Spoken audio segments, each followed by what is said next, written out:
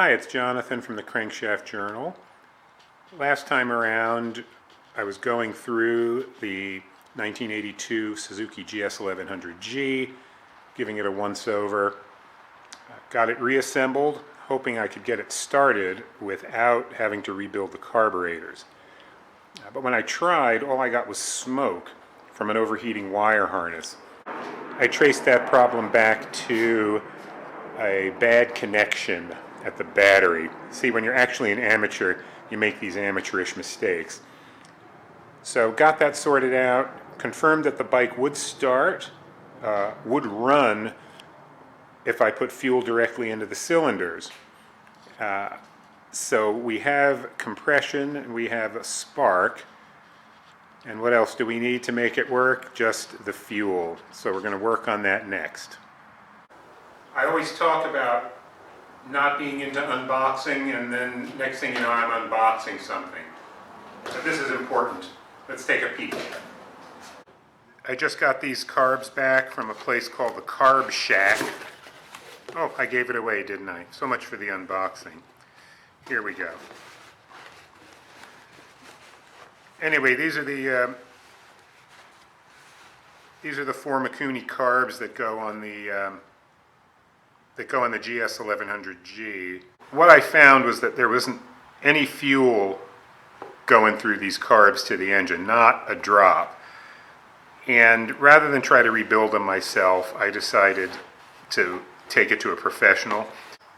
For starters, make sure these clamps are in place on the boots. If you've taken them off, hunt them down, get them back on there before you start mounting the carbs, because in my experience, mounting these things is hard enough. You only want to do it one time, and if you get them on there, then you realize that the clamps are somewhere else. You got to start over, and that is absolutely heartbreaking. I think heating up these rubber boots, which are old and cold, will help. I don't want to heat them too much. I don't want to melt anything, set anything on fire.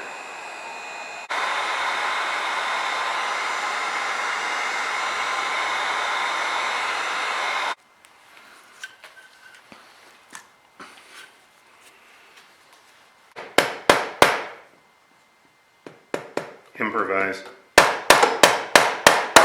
Ah, there we go. Done. The heat is the secret.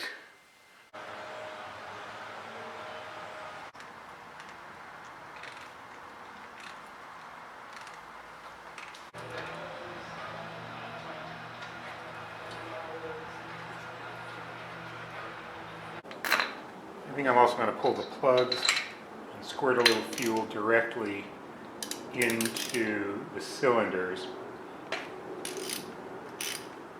just to give it a little bit of a kickstart ahead of the carbs. We'll see if that helps.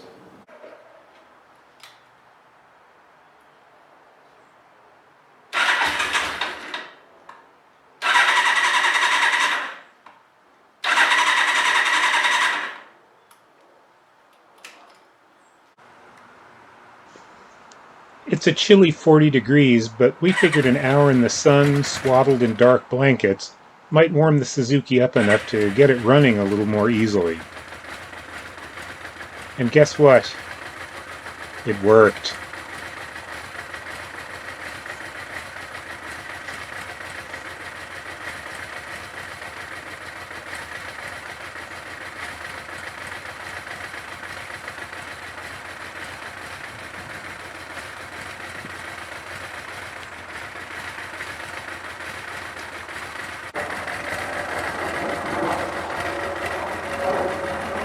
I can't believe it's actually running after probably 30 years.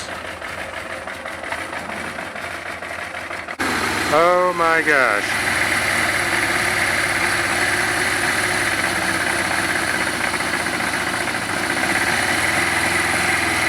Alright, that's that. Gotta have a moment. When a bike suddenly runs for the first time in decades, what else can you do but ride it? After a few minutes at idle, the engine was warm, the smoke from all of that Marvel mystery oil had finally dissipated, and the engine hadn't seized yet. So let's go!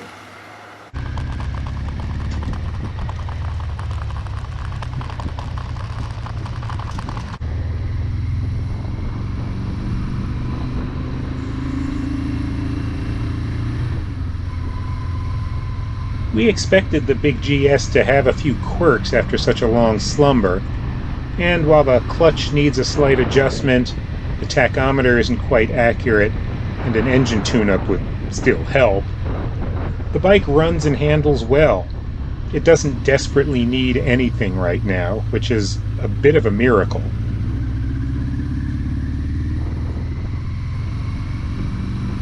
All the lights work, including the little red numbers that tell you what gear you're in. I love that feature. So high-tech back in '82.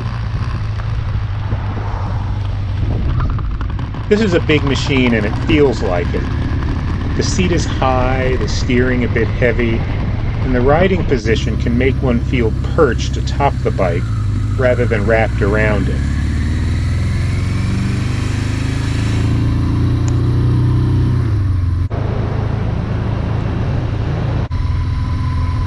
For years I've ridden a Suzuki GS1100GL, also in '82, which is more of a cruiser. It has a lower stepped seat and a teardrop-shaped gas tank, but the same big four-cylinder engine. Suzuki pitched this version, the GS1100G, as a blank slate for riders who wanted to customize their bikes for a number of uses, including long-distance touring.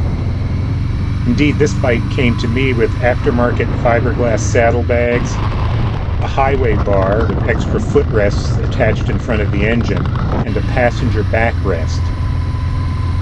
There were fewer factory-built touring bikes back then, so people outfitted their own.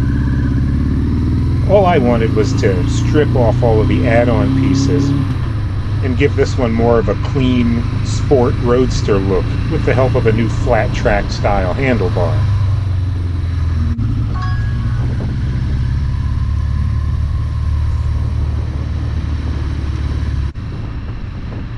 This bike is fun to ride around town in part because it's handsome and gets attention. An understated design 40 years ago, the Suzuki GS screams vintage these days. Of course, with so many bike designers delving into the past for inspiration, it can be difficult to tell new from old. Either way, this one turns heads. Even the busy barista at my favorite coffee shop noticed. "Are you riding a new bike?" she asked. Well, new to me. You can read more about this bike at the Crankshaft Journal blog. Thanks for watching.